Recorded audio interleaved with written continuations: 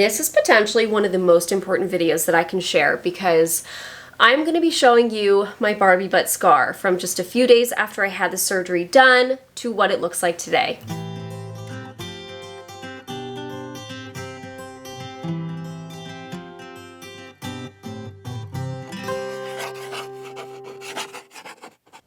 Hey guys, it's Maggie and I am back today for a huge video. I feel like it's huge for me, I gotta say, because it's been 6 years in the making.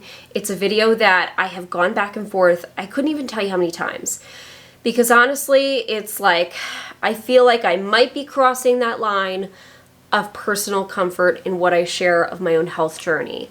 I share a lot online, okay? I've been sharing my ostomy journey and my Crohn's disease journey since I was 16.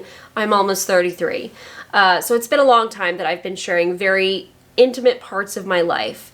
But the one thing that I was like, do I want to share this? I don't know, is my actual incision from my Barbie butt surgery. If you're unfamiliar with this, I had proctocolectomy surgery. So in my case, I had my colon and rectum removed and my anus closed. So I don't have a hole back there. And this is pretty wild to see. It's pretty wild to hear about. It's a very intense surgery. It takes a lot of recovery time. And because of the location of the incision, it's just notoriously very hard to heal. Every time that I see people sharing this surgery online, on TikTok or Instagram or on YouTube, usually people are sharing about their difficulties of this incision healing. And I was included in that. I had a lot of difficulty with my incision healing. So in this video, I want to share a lot of particulars when it comes to that incision. It's not the only incision you wind up with when you have this surgery, but the bottom incision I do want to talk about. And I want to show you the progression of healing. These pictures are going to be maybe a little intense for you, especially if this is something you are facing. I want you to hold tight. I want you to see it through. If you're brave enough to see the first photo right after surgery, I want you to hold through and see the end, because it's amazing what our bodies can do and how they heal. Before we jump into it though, I know that if you are watching this video for personal reasons, like you might be facing this surgery or you just had it and you're healing from it, you likely have an ostomy too. Maybe you have one or you will be getting one in the future. And I want to share my sponsor of this video, which is 𝙗𝙗𝙗𝙗. They have played a huge part over the last few years. And I've had my ostomy for many years now, but in the last few years, I have had a lot of trouble with my ostomy and my skin, and the 𝙗𝙗𝙗𝙗 ostomy cover has played such a huge part in helping me really reach my utmost confidence with it, especially as of late. So this is an ostomy cover that has carbon and zeolite, which is really important. Not every ostomy cover out there has that. This helps to reduce odor. It helps to wick moisture off of the skin, so on your actual ostomy bag as well as your skin. It helps to reduce crinkling from your ostomy bag, and it just helps to provide a sleek cover for your bag, especially if you like to wear clear ostomy bags, but you don't necessarily want to see your output. You just want the ability to peek at your stoma. This is the best ostomy cover that I have tried, and as of late, I have been experiencing some crazy problems with my ostomy bag. The end of my ostomy bag is leaking, and I am in contact with the manufacturer. The 𝙗𝙗𝙗𝙗 is the only reason I feel comfortable leaving the house right now, because I do not know when it's going to leak. This has caught my leak every time, saving my clothing. If I'm not wearing this, it leaks through my clothing. It has even leaked through my clothing onto my daughter's swaddle. So, you know, it's pretty intense, and I'm just so grateful for this. I just grabbed it out of the laundry. I'm gonna put it on in a moment because I want to make sure that my clothes are protected and my skin. I cannot recommend this cover enough. It has really saved me. And right now they are running a spring special until the end of April to buy 3, get 3 free with the code SPRINGFRESH. So make sure to take advantage of that deal. I'm really grateful for having multiple 𝙗𝙗𝙗𝙗𝙗 because what I do is when I leak onto one, throw it in the wash, grab another one. You can wash and dry them as you would with all your other clothes, and rewear them. They last a long time too. Thank you so much to 𝙗𝙗𝙗𝙗𝙗 for sponsoring this video. Okay, Oh, let's talk about this scar. There is a lot that goes into this surgery. It's intense and it takes a long time. It's not an everyday surgery. And honestly, the decision to go forward with this is really difficult. So I want to share a little bit of my background, because if you're just stumbling across this video, you're probably like, what the heck? Why would she ever go through with this? These surgeons are butchering her. I get that comment a lot. I have Crohn's disease, and it really, really impacted my colon and my rectum. That's where I had it the most severe. It's the reason that I had emergency ostomy surgery, because I had such terrible narrowing in my intestines that I could not go to the bathroom. Like, it would be months that I would not go. I was so ill. So when I was 16, I wound up with this emergency ostomy. What I had left of my colon and rectum basically remained in my body, not doing anything. There was no food going through it, obviously. It was still producing a lot of mucus. And over the course of a 10-year period, my colon continued to decline. The original hope was that diverting away from my colon would give it a chance to heal, without any irritation from food or anything, and kind of the opposite happened. It was either the Crohn's disease got worse, or I had something called diversion colitis, which can happen when your colon is not getting the nutrients that it needs because it's diverted away from your functioning GI system. They couldn't differentiate, but I will share some photos right here of what it looked like in my colon and rectum. And I was seeing my GI at the time. He was attempting to do scopes on my colon and my rectum.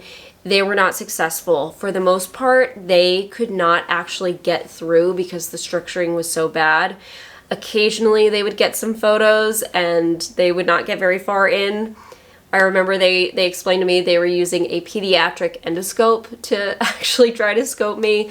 And so my GI referred me to a colorectal surgeon with the idea that rather than being in a GI suite to get my colonoscopies done, we're going to go to the OR. We're going to put me under more sedation so that way a surgeon is doing the scope, and if anything goes wrong, like I perforate during, they could handle it. But they were going to dilate the strictures and scope me. I went to my consult with him, and I basically went in saying, hey, what can I expect from proctocolectomy surgery? Like, I already assumed at that point, if I'm being referred and they're having so much trouble getting in there, this needs to come out. The damage it's too far gone. There is no reversing the damage to my colon and rectum. And so I had that consult, and the guy was like, let's not get ahead of ourselves. My surgeon was like, hold on, hold your horses. Let's take a look in the OR and we'll see what's actually going on, because we don't want to take out what we don't have to, right? I had that colonoscopy done under anesthesia in the OR, and when I woke up, I was told, okay, yeah, we want to remove this. So, I was right. But it's one of those things where I knew it was going to be such an intense surgery, but my biggest concern was, what am I going to look like after this? What am I going to wind up with? I know that not everybody is going to see my butt, okay? Very few people are going to see my butt until this video. But my husband was going to see it occasionally. And I wanted it to look good, I was afraid, is this going to be some Frankenstein scar and I'm gonna look awful back there? Like, what is this actually going to look like? And when you Google it, you might find a few photos. I found what you actually find more of is pictures from surgery, and I don't know if I was really all that comfortable seeing that, because that's scary to see what they do to you under anesthesia. But I couldn't find what it would look like, after I had the surgery, or even years down the line, what it would heal like. I had a friend at the time that was willing to show me her scar. She had had a little bit of an issue with hers healing. I know that she went back to surgery. She wound up doing the flap surgery, which is a whole other procedure, and she showed me what that looked like. So I think that was really helpful, because it helped me mentally prepare for this. I told myself, this is going to be difficult to heal. It is going to take months and months and months to heal. It's probably going to take a lot of work on your part, not just actually packing the incision and really doing a lot of wound care, but also probably going back for visits to my surgeon to get it evaluated. It's probably also going to involve a lot of nutritional work. Like I'm going to have to get a lot of protein because that helps with wound healing. So I mentally prepared going towards this surgery for a lot of difficulties, and I absolutely think that that helped me so much because I did have a lot of difficulties, but it didn't absolutely crush me with what I had to do to get it to heal. I was like, okay, this is part of the process, but it's working towards the goal of me feeling better down the line. And now that I'm 6 years out from this, it was 100% worth it. The pain and the mucus that I was constantly passing, that's all gone. I don't sit in the bathroom for hours anymore trying to get this mucus out. My belly isn't distended all the time. I like, it's so weird because every once in a great while I'll feel ever so slightly bloated. Maybe I get my period and I'm a little bit bloated and I'm like, oh my God, remember when it was 10 times worse and 24/7? That was what it was like living with that colon and rectum. So I do sort of wish that I did it when I was younger. I had a 10-year period between ostomy surgery and eventually getting rid of my colon and rectum, but it worked out okay. When I say that I prepped myself for months and months of healing, I was right. It took about a year for this thing to completely heal. There was a lot that went into it. There were a lot of hiccups in the road. So what I think might be most helpful for those of you that are really curious about what this looks like and what the healing process looks like, I'm going to share photos now and tell you kind of where I was at in the healing process and what I was doing at the time. Okay, so I had the surgery December 13th, 2019. And I'm really grateful it happened before the whole world shut down because I could not imagine going through this alone. Actually, I sort of can because I had surgery that following summer on my kidney, and that's when everything was shut down and I essentially had to do that alone. That was awful. This was way more intense though, and I'm so glad that I could have my now husband and my dad be there for the ride. They were both with me on surgery day, saw me being rolled back to the OR, waved their goodbyes. I was glad to have that support, and I'm so grateful, you know, everything was open and we were able to do that. So basically had the surgery done. I was only in the hospital 3 days. Some people, it's a lot longer than that, but as far as my healing within the hospital was concerned, everything was right on track. I weaned off of IV pain medications and other medications and was able to go on to oral medications. I was able to have a JP drain removed because I did have that. They discovered that I had a healed fistula tract up to my tailbone, which really explains a lot of the symptoms I had prior to ostomy surgery. So yeah, went home pretty quickly. It was really tough. I was sitting on a waffle cushion, not even really sitting. I was kind of tilted to one side or the other because you're not supposed to sit. And about 8 days after surgery, I want to give you the warning right now. I'm about to show the first photo of my bottom. This is me 8 days after surgery. There it is. So, yeah, I know. It was covered up right after surgery. They had a big old pad to catch all of the blood and everything else draining out of me. But I was able to sort of remove the layers, and this is what I was left with. You can see the blue stitches there. I had stitches. I did not have dissolvable stitches. This was because I mentioned to the surgeon I had a history of dehiscence. That's why I have a big midline scar that kind of looks like a canyon. It's because it looked like this originally and then it split open and left me to heal from the inside out. So I would soon have those removed. The idea was, you know, hopefully if we remove them when you're ready, this thing will not split open. It did anyway. This is what it looked like. I know, it's a lot. It is a lot. It looks really scary. This is the top portion, that would be my tailbone, and it goes down. I kind of cut off the picture so you don't see a whole lot else. You can see that there are some little bumps on either side. One of the issues with where this is it can be pretty damp. It's dark and damp, which is a great breeding ground for fungal infections. So I remember I had to get some nystatin powder to kind of handle that. It was a pain in the tuchus, literally. The hardest part of this is with those stitches, every time that I moved my legs or I walked or I sat down, I could feel the stitches pulling, and it like stung. It was so painful. And I shared the video of my actual stitch removal. Oh my gosh, the worst pain I've actually ever felt, worse than labor. It was just so intense. I thought I was going to pass out. It's a very sensitive area. Some people are fine. They did have me pre-medicate, okay? It didn't work. I was on medications. It didn't work. It was so awful. But they kept those stitches in for about 30 days, and then they thought like, okay, seems like it's healing good enough. I think we're ready.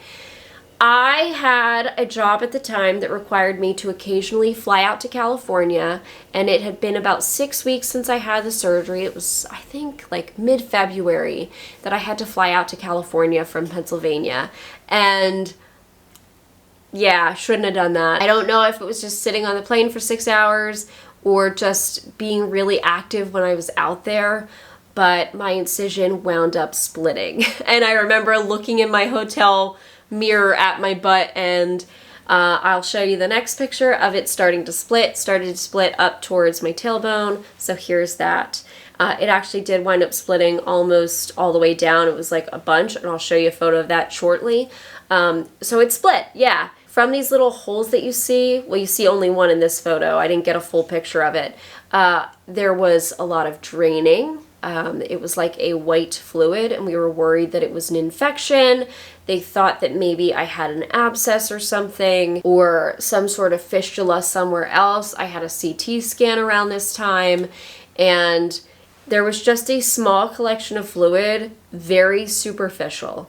And it just took a lot of work to get it to fully drain and heal from the inside out. It continued to split from this point over the next probably couple of months.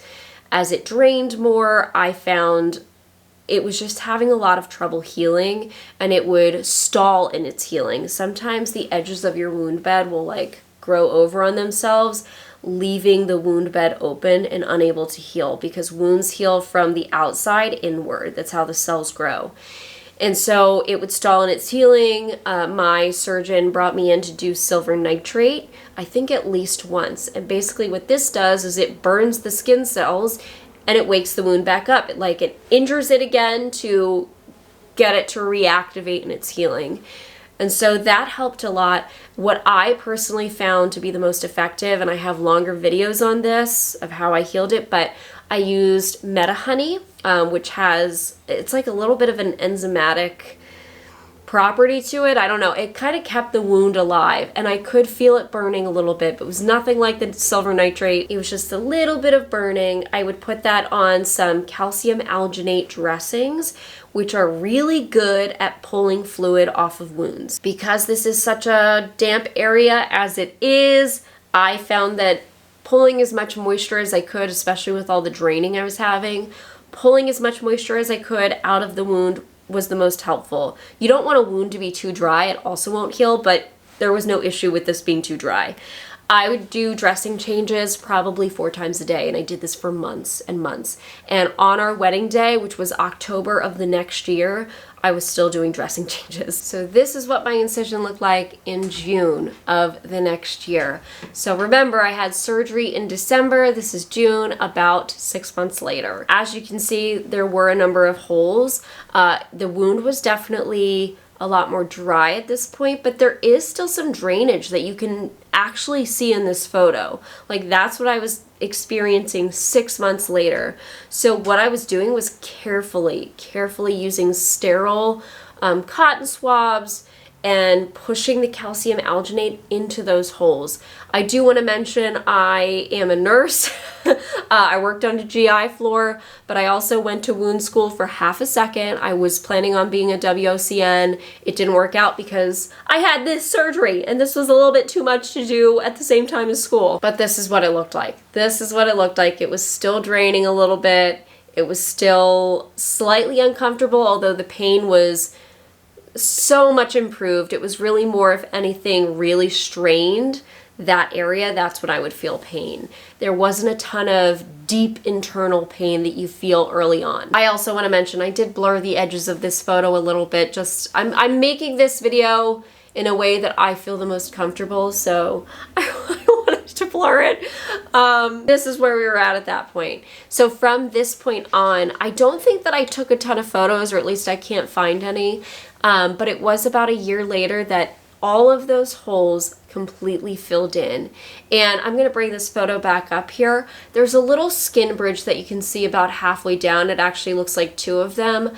Those are still kind of there. They were much more prominent before I had a baby. It was definitely like the holes were deeper and then the skin bridge was much more pronounced. When I had my daughter, I guess everything just pushed out a little bit and now it's a little bit more flat. So I will show you a photo that I took this morning, okay? I love taking butt photos of myself. I was by my porch door to get some good lighting. This is what I look like today. Definitely an improvement. And I feel like it's important to note that I was opening the area, spreading it a bit so you could see what the actual incision looks like now, what the scar looks like now. If I just let everything hang as it would, I don't think people can tell. Like if they were to just see me bare bottom, I don't think they would know. Yeah, and you know, these days I'm able to get Brazilian waxes where they put the stuff on there and rip it off. There's no issue there. Never had any bleeding or anything or tearing because of that. Obviously I had to let it heal for a little bit there. I think I started getting those in like 2022. So I let a couple of years of healing go by before I even attempted that, but that's where we're at. I do not feel pain. The only sensation that I will occasionally feel is phantom rectum, and it's sort of a bizarre feeling where you feel like you have to go to the bathroom, and I will just go sit on the toilet and let it pass on its own, and it does. I think in terms of outcomes for the surgery, this is about as good as you can get. Obviously, some people heal a lot faster and there's no issues, but even though it took a while to heal, it healed pretty dang great. I think it looks really well. I didn't have to go back for any more surgery to try to help heal this. No flap surgeries, no getting muscle from other areas of my body to try to help heal it. It was able to do it on its own. I just had to put in a lot of work, a lot of wound care. That was the hardest and most expensive part of it. I would get my calcium alginate dressings on Amazon as well as the Meta Honey. The Meta Honey actually comes impregnated in dressing, so I originally started with that and I would cut little pieces off to put into those holes. As long as I was able to remove them, that's the thing that I had to be really careful about. And then I started to move to the tube of Meta Honey where I would put a little bit on some sterile gauze and just kind of put it around the area. Yeah, that was crazy. But we're through it now and I'm really happy with the decision. And if you're ever curious about what a Barbie butt looks like, there you go. Now you know. I hope that if you are facing this surgery, that, you know, prepare yourself as best as possible. Know that it will be difficult. It is a really difficult surgery to go through, and you may have to put in a lot of hard work to heal from it. But I am an example of success after the surgery, feeling so good, living life with my now permanent ostomy, and doing really, really well. Had a baby, got married, doing all the good stuff, worked. So yes, thank you so much for watching this video, guys. Make sure to check out Stomacloak. If you are currently or may live with an ostomy in the future, this is the ostomy cover to get. It's going to save you in so many different ways. So they're at stomacloak.com, and make sure to take advantage of their sale. Buy 3, get 3 free with the code SPRINGFRESH. All right, guys. Thank you again for watching, and I'll see you in the next. Bye, guys. Thank you so much for watching today's video. If you are looking for a way to help support my channel, consider liking this video or even subscribing. You could also become a member of my channel, like the wonderful people scrolling on screen here. They've become a member and they have access to videos a little bit earlier. It's a great way to support my channel and really Just watching my videos means the world. Thank you so much, and I'll see you in the next.